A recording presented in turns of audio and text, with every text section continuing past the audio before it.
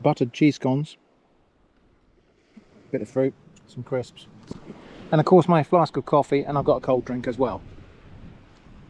And we just sit here and enjoy the waves. Let's go and see what Eva's up to. Wow, you have been busy. You find that on your own? Did you find that rock on your own? Well done.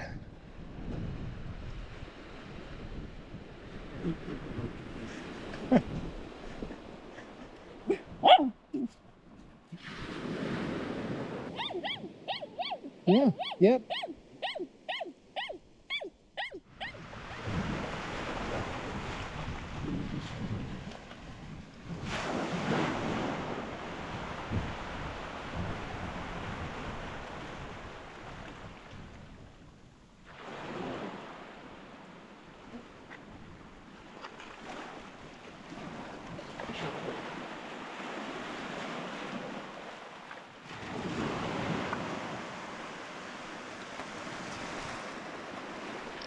Interesting bit of green in that rock there.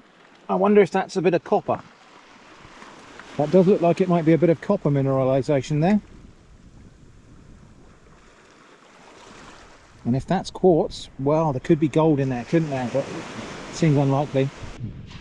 So this beach is a kind of combination of sand and rocks, and some really interesting rocks actually, some really pretty veined with calcite. And there's some sand in amongst, and some big outcroppings of, what is this, shale? Slate, something like that. But further down the coast, there are some big stretches of golden sand. And one of the things that I get quite a lot on my videos is people say, oh wow, your beaches are so different to ours. Well, actually our beaches are different to ours as well. There's a huge variety of beaches in the UK. I just hardly ever go to the golden sandy ones because I don't like sand. It's irritating, it gets everywhere. But yeah, so this is Man Sands, and yeah, we're starting to see some of the sand flats emerge now as the tide goes out. We're not going to stay here all day, but we might see a little bit more of the sand before we're gone. And as to why I prefer this kind of beach to a sandy beach, well, I suppose it's just upbringing. This is the kind of beach we used to come to on holiday, and if you go to a sandy beach, you're making sand castles, eating sandwiches with sand in them. If you come to a beach like this, you're probably rock pooling, you're probably turning over all of these boulders and things and catching small crabs and little fish and things like that. So that's the kind of holiday we had as when I was growing up. Was when we went to the beach, it was this kind of a beach, and our activity was rock pooling rather than making sandcastles. Typically, I mean, we did a bit of both. I almost forgot that we came here to do a little bit of foraging. Well, that's one of the reasons for coming here. Anyway, I think I see some sea beet up here. So let's have a look up the top of the foreshore here.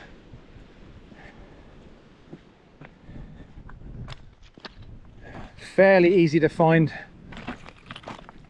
sea beet. That looks pretty decent there. We'll have a scout around because the plant's quite variable. So you'll sometimes find really good ones. There's another decent looking one there. Some nice little leaves of sea beet down here and there. All looking quite pickable. I think we'll have a bit of that then. And we'll incorporate that into dinner this evening. I went to the fish market in Brixham today and bought some lovely fish. So we're going to make a fish stew. And look at all of this. I was here picking sea beet. Look at all of these tawny mining bees.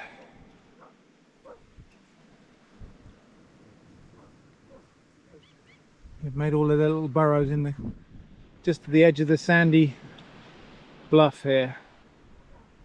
Loads of them. How about that? I should try not to disturb them as I go about picking my sea beet. So we're going to leave behind Man Sands now and head inland. I think rather than go back on the same path we came down, I'm not really fancying walking up that very steep track there. But I think we'll head inland and make this a circular walk. So this is almost certainly an old cart track here, cobbled, and it looks really rough, the surface, but actually, well, I'll show you in a different place. The track would have been kind of infilled with lots of small stones. The small stones have washed away, but this has not been maintained in a century or two. but this is almost certainly an old cart track. And if you look up there, I think we can probably just about make out the ruts at the side of the path. Certainly on this side, the ruts at the side of the track, which would have been worn by cartwheels. So yeah, it looks really rough and bumpy, and the idea of wooden cartwheels, or wooden cartwheels with iron tyres on them, rattling across this is quite a horrible thought, but this is just kind of the base layer that's been exposed. In places where it's a bit more level and it hasn't been washed off, you can see the surface would have been filled with gravels and smaller stones to make it into more of a road surface, and they'd have had to replenish that gravel surface every decade or two, but that hasn't happened here. But yeah, I don't know if you can see what I can see, but there is definitely a pair of ruts here on either side of the road. Obviously those would have been reinforced by modern vehicles driving on it, but rubber tyres don't wear these stones down as much as iron tyres would. So the rocks at the side here are really flattened. The ones in the middle are a bit more pointy. And same again over at this side. But we've walked nearly a mile steadily uphill now. I'm starting to run out of puff.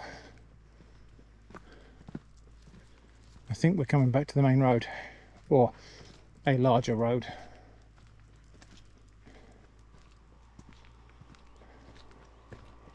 So this is perhaps what the surface of that track might have looked a little bit more like when it was in regular use. So it's just kind of small stones packed in amongst the larger ones, then dirt. There have been attempts to tarmac over this, over the top of that old cobbled lane, but the tarmac has not fared as well as the cobbles did, because it's obviously, it just breaks up, whereas the cobbles are kind of already broken up. So the cobbles can conform to any slight changes in the landscape. Tarmac, once it cracks, it will just break up. So yeah, there we go. That's probably more like what the surface of that cobbled lane would look like. So this is called Penhill Lane, and the fact that it's called a lane means it was what passes for a road. I mean, I can see there has been vehicular traffic here, probably a 4x4, but again, it's a cobbled cart track, probably quite old.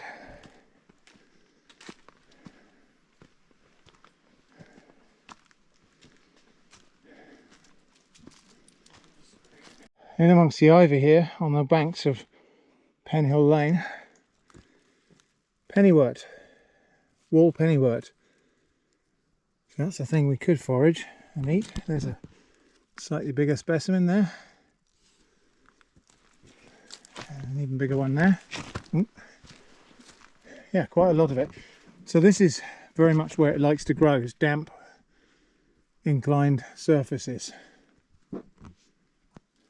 I tell you, one of the reasons I think this is probably quite ancient, apart from the fact that there are structures here and there that are completely ruined and covered up, is the name of this is Penhill Lane.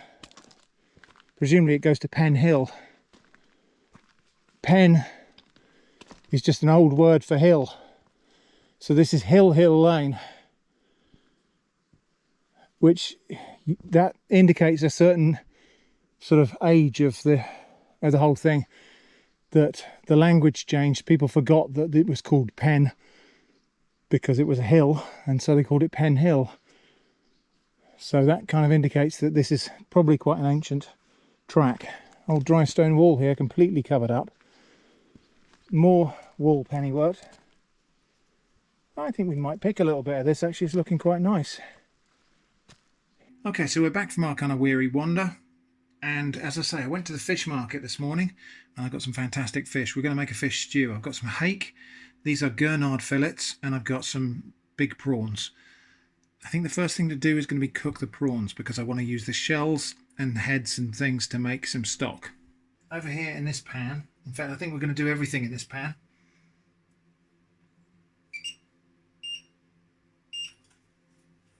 A little bit of butter in the pan. Of course, I've got my travelling spice kit with me.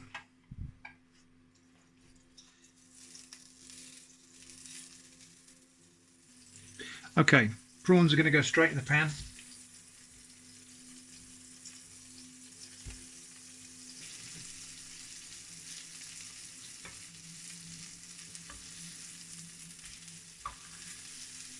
Just a tiny little sprinkle of chili flakes.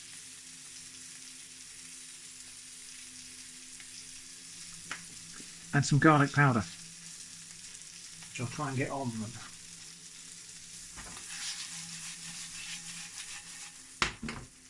Just to finish those off, a little splash of water, and we'll let them steam.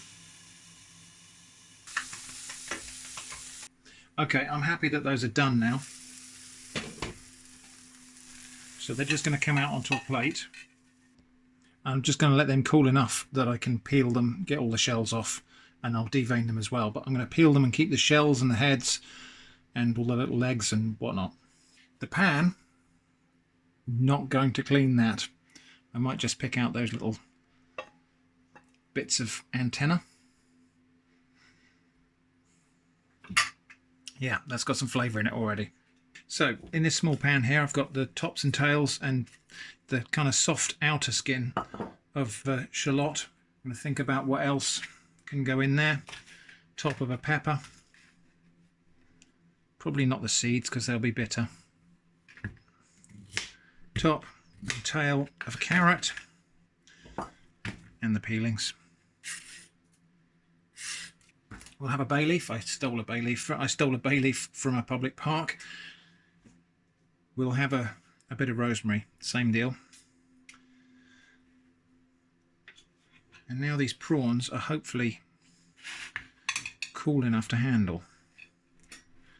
So, heads are going to go in there. Look at all that, that's flavour. I should have got that in the pan, it's all gone all with my hand. Anyway, I'll just get these peeled. And all of the legs and the shells and the tails and the heads are going to go in this pan, and I will devein these prawns separately. So there we go, all the prawn shells and stuff are in there. All of that stuff is going to make stock, so enough water to cover it, maybe a bit more than that, and I'm going to bring that to the boil and simmer it for maybe 10 minutes or something like that. So while that's happening over there, I'm just going to go and prepare the rest of the vegetables. And in this pan, which has already had the prawns fried in it, I've got a bit more butter in there. In case you're wondering why I'm using butter, that's the only fat I've got this week. There is actually a bottle of sunflower oil in the cupboard here in the holiday cottage. It doesn't smell all that good actually. It smells kind of like candle wax. So I don't know if that's gone off or if somebody's used it for something and then put it back in the bottle. I shan't take a risk with that. So we use butter. So my shallots, my pepper, and my carrot cut into batons. They're all just going to go in there now. I'm just going to let that kind of sizzle for a bit. The onions are now softened, started to caramelise. The carrots will have started to soften a little bit too. I've got the rest of my rosemary here. Just going to pull the leaves off and put them in there. Just so I get a chance to fry that rosemary before we add the liquid ingredients, just to bring the flavours out. So a bit of rosemary, 2 more bay leaves,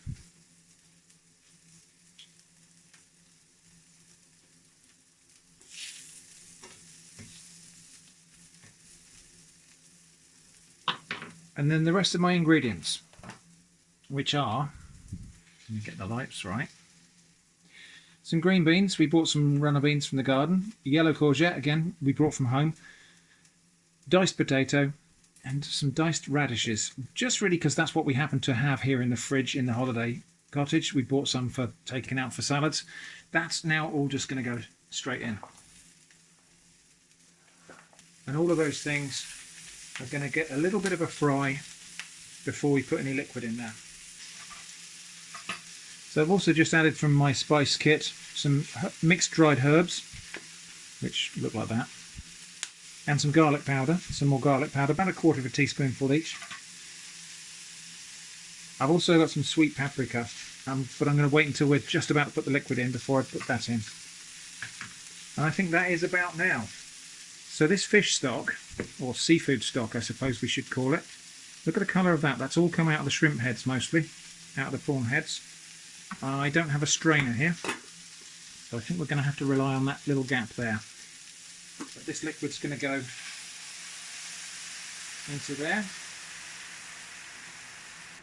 And it's going to bubble away quite furiously because it was already boiling hot when it went in the pan. But, oh my gosh, that smells glorious. And I don't mind if that reduces a bit because I've got other things to go in. I've got some homegrown tomatoes. I picked every tomato we had, even if they were just slightly blushing, and they're ripening across the course of this week. So I'll chop those up and put them in. I won't bother peeling them. They'll be fine. Okay, my roughly chopped tomatoes going in as well now. Gonna have to start watching the volume of this pan, but we're okay so far. In fact, I think it could probably handle a bit more liquid, so let's go for the last bit of that stock. I'm not going to drain the last dregs because that might well have some grit in it from the shrimps, so that's as far as we go. With that, we're now going to have a teaspoonful of sweet paprika. Honestly, don't know what I'd do without this on holiday, at least on a self-catering holiday. And then we've also got some tomato passata here, so I'm going to put some of that in. And quantity here is kind of about that much. Now I can just simmer that. I think we won't try and reduce that any further. We're just going to simmer that to soften those vegetables. So back in a moment when that's done. Right, these vegetables are nearly done now. So the bay leaves are going to come out. Bay leaves have kind of served their purpose, and I don't want them to get mixed up with the other green things I'm putting in here. And speaking of other green things, here's the sea beet I picked at the beach. Gorgeous. Fresh sea beet, giving it a really good wash. So I already was quite fastidious about how I picked this at the beach, but I'm just going to have a quick look through just to make sure there's nothing nasty in there. There was a little bit of weird seaweed that I've picked up for some reason. Anyway, that all looks good to me. So I'm going to bunch that up.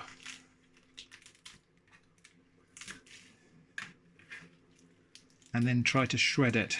I've only got this tiny knife. Brought this knife with me this time because the knives in the cottage, as is often the case with holiday cottages, they're not great.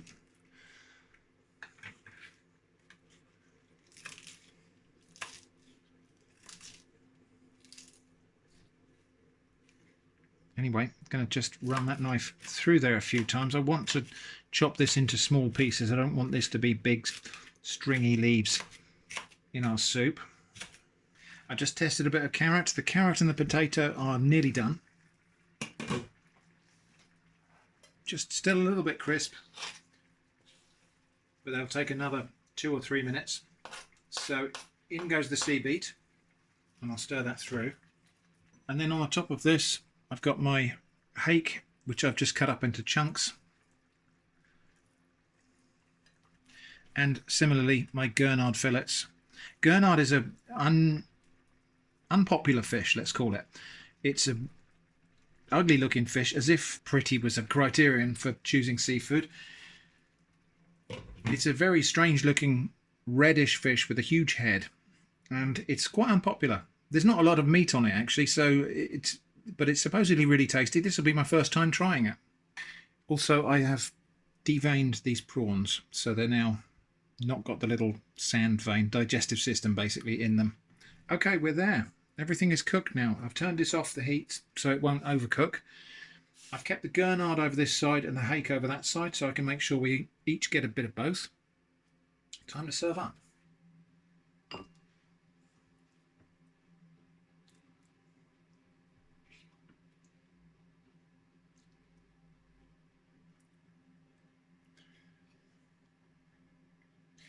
Okay, well, the presentation might need a little bit of work, but I'm fairly certain the soup is going to be fantastic.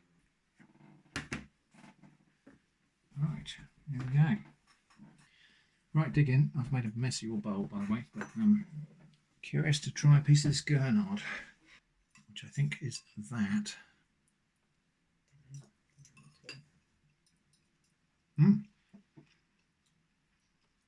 Quite a meaty texture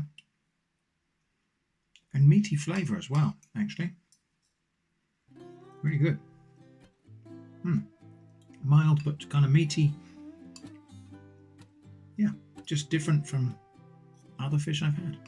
So, and the sea beet. We should taste the sea beet that's in there. Delicious. Well, anyway, that was our trip to Man Sands and coming home for seafood stew. I hope that's been interesting. Thanks for watching, and I hope to see you again soon.